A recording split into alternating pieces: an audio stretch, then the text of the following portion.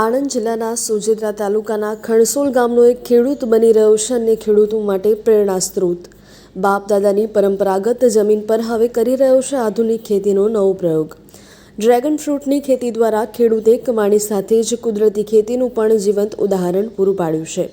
ચાલો જોઈએ આ સફળ ખેડૂતની કહાની. ખણસોલ ગામના ખેડૂત જીતેન્દ્રભાઈ પટેલ છેલ્લા 4 વર્ષથી ડ્રેગન ફ્રૂટની ખેતી કરી રહ્યા છે. ગાય આધારિત પ્રાકૃતિક ખેતીના આધારે 14 વીઘા જમીન પર તેમણે આ અનોખી ખેતી શરૂ કરી છે.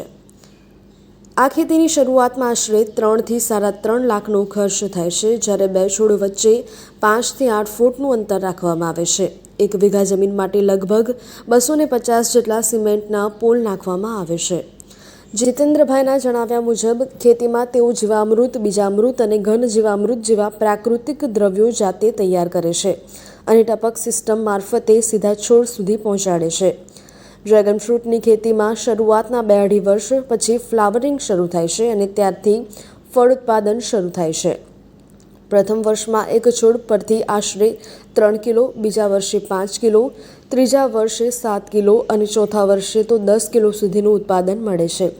આ ખેતી લગભગ 20 વર્ષ સુધી ચાલે છે અને દરેક વર્ષે આવકમાં વધારો થતો જાય છે. ગયા વર્ષે જીતેન્દ્રભાઈએ 5 ટન જેટલું ઉત્પાદન મેળવ્યું હતું, જ્યારે આ વર્ષે 10 ટનથી વધુ ડ્રેગન ફ્રૂટનું ઉત્પાદન થતાં ખુશી વ્યક્ત કરી છે. ખેડૂત જીતેન્દ્રભાઈ પટેલની આ સફળતા ખણસોલ ગામના અન્ય ખેડૂતો માટે પણ પ્રેરણા સ્ત્રોત બની છે. આણંદ જિલ્લાના ખણસોલ ગામનો આ ખેડૂત સાબિત કરી રહ્યો છે કે જો ઈરાદા મજબૂત હોય અને ખેતીમાં નવીનતા અપનાવવામાં આવે તો જમીન પણ સોનું ઉગાડી શકે છે. મારું નામ જીતેન્દ્ર કુમાર ભીખાભાઈ પટેલ, ગામ ખણસોલ, તાલુકો સોજિત્રા, જિલ્લો આણંદ. અત્યારે જો ડ્રેગન ફ્રૂટની ખેતીની વાત કરીએ આપણે તો ડ્રેગન ફ્રૂટની ખેતીની અંદર પહેલો તો મને ખેતીનો વિચાર ત્યારે જ આવ્યો, કારણ કે મારો એક બિઝનેસ જુદો છે.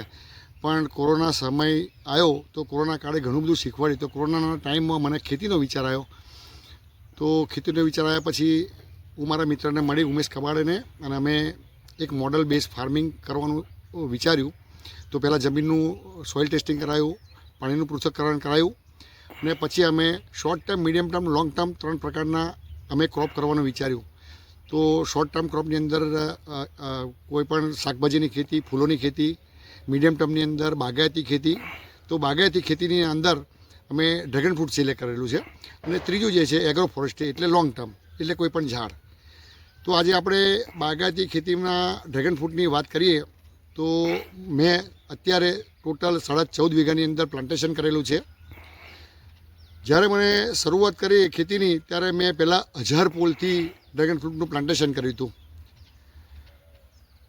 બીજા વર્ષે બીજા 500 પોલ, ત્રીજા વર્ષે બીજા 500 પોલ, અને આ વર્ષે બીજા 1000 પોલનું મેં પ્લાન્ટેશન કર્યું છે. એમ ટોટલ 3000 પોલ મારા ફાર્મની અંદર 14 વીઘાની અંદર છે. અત્યારે હું 1000 પોલની અંદરથી હાર્વેસ્ટિંગ કરી રહ્યો છું. આ વર્ષે મેં 7 ટનનું હાર્વેસ્ટિંગ અત્યાર સુધી કરી દીધેલું છે અને બીજું 4 ટનનું હાર્વેસ્ટિંગ બાકી છે. આ વર્ષે મને 100 થી 110 રૂપિયાનો ભાવ મળેલો છે ડ્રેગન ફ્રૂટનો. લાસ્ટ યર 120 થી 30-40 રૂપિયાનો ભાવ હતો. ડ્રેગન ફ્રૂટની ખેતીની વાત કરીએ તો ડ્રેગન ફ્રૂટ એક વખત પ્લાન્ટેશન કર્યા પછી એ 20 વર્ષ ચાલતું હશે. એટલે એક વર્ષ તમે ઇન્વેસ્ટમેન્ટ કરો પછી એ 20 વર્ષ સુધી ચાલતું હશે. હવે એના ખર્ચની વાત કરીએ આપણે તો 1 વીઘાની અંદર 250 પોલ આવે છે. પર પોલનો ખર્ચો 1200 રૂપિયા છે. એટલે 250 ગુણ્યા 1200 એટલે 3 લાખનો ઇનિશિયલી કોસ્ટ છે. એક વખત આ ખર્ચ કર્યા પછી આપણે 20 વર્ષ સુધી એમાં કોઈ પણ જાતની ચિંતા નથી. ડ્રેગન ફ્રૂટના પ્લાન્ટેશનની અંદર ઇન્ટરક્રોપ તરીકે આપણે ફૂલોની, શાકભાજીની ખેતી કરીએ છીએ તો એમાંથી આપણને ઇન્કમ મળી રહે છે. તો આપણો ખેતીનો ખર્ચ એમાંથી નીકળે છે અને ડ્રેગન ફ્રૂટનો આપણો ચોખ્ખો પ્રોફિટ રહે છે.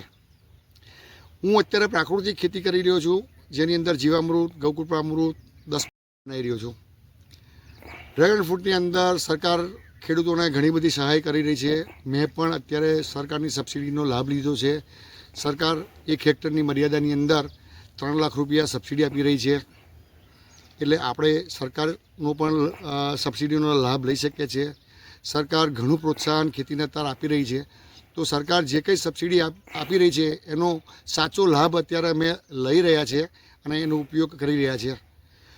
તો મારા ફાર્મની વાત કરું તો અત્યારે મારા ફાર્મની અંદર કાકડીનું હાર્વેસ્ટિંગ પ્લસ ડ્રેગન ફ્રૂટ અને ચંદન તો આ 3 જાતની ખેતી એટલા માટે કરેલી છે કે આપણું જોખમ વહેંચાય, કે ભાઈ એક પાકની અંદર ટૂંકા ગાળાના પાકની અંદર આપણને નુકસાન ગયું હોય તો ડ્રેગન ફ્રૂટનું છે, તો એમાં દર વર્ષે આપણે ચોમાસામાં એનું હાર્વેસ્ટિંગ આવે છે, તો એમાં આપણને ઉત્પાદન મળે છે.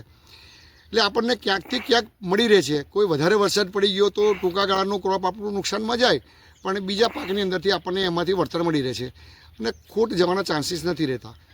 તો સરકારનું જે મિશન છે, મોદી સાહેબનું જે અભિયાન છે કે ખેડૂતોની ડબલ ઇન્કમ ત્યારે જ થાય કે જ્યારે આપણે કશું ઇનોવેશનવાળું કામ કરીએ, ઇનોવેટિવ કામ કરીએ અને આપણા જોખમને વેચી અને એક મોડલ બેઝ ફાર્મિંગ કરીએ તો આપણે એમાંથી ચોક્કસપણે ડબલ ઇન્કમ લઈ શકીએ. હું મારી પોતાની વાત કરું કે 4 વર્ષની અંદર મારા અનુભવની અંદર અત્યારે હું 1 વીઘાની અંદરથી 4 થી 5 લાખ રૂપિયાનો પ્રોફિટ કાઢી રહ્યો છું, અને બહુ સરળ રીતે. પણ એના માટે આવું ઇનોવેટિવ કંઈક શોધી અને કામ કરવું પડશે કે જે માર્કેટની અંદર ડિમાન્ડ હોય, આપણે એવી વસ્તુ ગ્રો કરવી જોઈએ. તો હું ખેડૂત મિત્રોને હું એવું કહેવા માગું છું કે આપણે કંઈક નવા આઈડિયા સાથે, નવા ઇનોવેશન માટે સાથે કશું કરીએ અને સાથે પ્રાકૃતિક ખેતી કરીએ કે જેથી આપણો ખેતીનો ખર્ચ ઘટી શકે. અને પ્રાકૃતિક ખેતી કરીશું, ગાય આધારિત ખેતી કરીશું તો એમાંથી જે કંઈ પણ ઉત્પાદન થશે એ સારો પ્રોડક્ટ થશે તો આપણે એ જે કસ્ટમર લેશે એના હેલ્થ માટે પણ એ સારું છે. તો આપણે પર્યાવરણની પણ જતન કરી શકીશું અને લોકોની હેલ્થ પણ આપણે જાળવી શકીશું. તો ખેડૂત મિત્રોને મારી એક નમ્ર અપીલ છે, વિનંતી છે કે આપણે ગાય આધારિત ખેતી કરીએ, નવી પદ્ધતિથી ખેતી કરીએ. અત્યારે મારા ફાર્મની અંદર હું ડ્રીપ ઇરિગેશનથી ખેતી કરી રહ્યો છું, એટલે કે ટપક પદ્ધતિથી ખેતી કરી રહ્યો છું, જેથી કરીને પાણીનો પણ બચાવ થાય, એટલે પર્યાવરણને પણ ફાયદો થાય.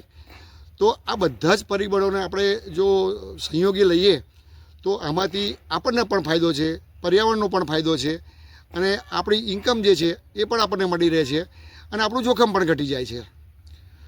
તો પ્લીઝ દરેક ખેડૂત મિત્રો આપ ગાય આધારિત ખેતી, પ્રાકૃતિક ખેતી, નવા ઇનોવેટિવવાળી ખેતી કરી અને આ અભિગમ અપનાવશો તો ચોક્કસપણે આપણને બધાને જ લાભ થશે.